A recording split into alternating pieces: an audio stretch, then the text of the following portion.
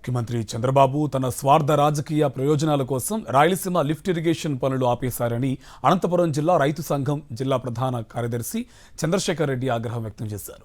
Telangana CM Revanth Reddy అసెంబ్లీలో చేసిన ప్రకటనపై ఆయన స్పందించారు. చంద్రబాబు తన శిష్యుని కోసం రాయలసీమ ప్రయోజనాలు తాకట్టు పెట్టారా అని నిలదీశారు. రాయలసీమకు ఇంత అన్యాయం జరుగుతుంటే చంద్రబాబు నోరు విప్పకపోవడం ఏంటని ప్రశ్నించారు. వెంటనే రాయలసీమ లిఫ్ట్ ఇరిగేషన్ పనులు ప్రారంభించకపోతే రాయలసీమ వ్యాప్తంగా పెద్ద ఎత్తున ఆందోళనలు తప్పవని హెచ్చరించారు. లేదా రాజకీయ ప్రయోజనాల కోసం రాయలసీమ ప్రాజెక్టు నిలిపేసినారా, లేకపోతే ఎందుకోసం నిలిపేసినారా అని చెప్పేసి రాష్ట్ర ప్రభుత్వం ప్రకటన చేయాలి. కానీ సీఎం రేవంత్ రెడ్డి నిన్న ప్రకటన అసెంబ్లీలో చేసేంత వరకు కూడా మన రాష్ట్ర ప్రభుత్వం స్పందించకపోవడం చాలా దుర్మార్గం. రాయలసీమ పట్ల కానీ ఆంధ్రప్రదేశ్ పట్ల కానీ ఈ ప్రభుత్వానికి ఏమాత్రం చిత్తశుద్ధిగా ఆలోచించారా. మరోవైపు రాజకీయ ప్రయోజనాలు చెప్తున్నారు.